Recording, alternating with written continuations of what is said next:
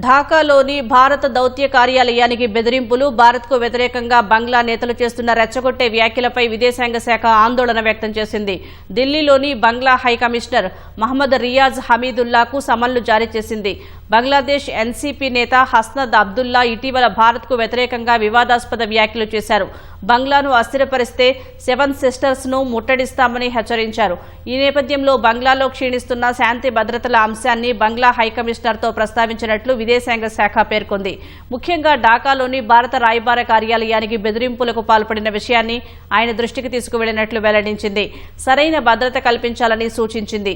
బంగ్లాదేశ్లో ఇటీవల జరిగిన కొన్ని ఘటనలకు సంబంధించి కొంతమంది సృష్టిస్తున్న తప్పుడు కథనాలను తీవ్రంగా ఖండించినట్లు విదేశాంగ శాఖ తెలిపింది. ఈ ఘటనలపై బంగ్లా తాత్కాలిక ప్రభుత్వం సమగ్ర దర్యాప్తు నిర్వహించకపోవడం, ఆ వివరాలు పంచుకోకపోవడం దురదృష్టకరమని పేర్కొంది.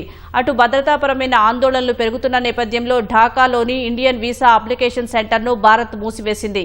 అపాయింట్మెంట్లను పొందిన దరఖాస్తుదారులను మరో తేదీకి షెడ్యూల్ చేస్తామని తెలిపింది. మాజీ ప్రధాని షేక్ హసీనాను తిరిగి అప్పగించాలంటూ ఢాకాలోని గుల్షన్ ప్రాంతంలో భారత హైకమిషన్ వైపు నిరసనకారులు భారీ కవాతు నిర్వహించగా పోలీసులు అడ్డుకున్నారు.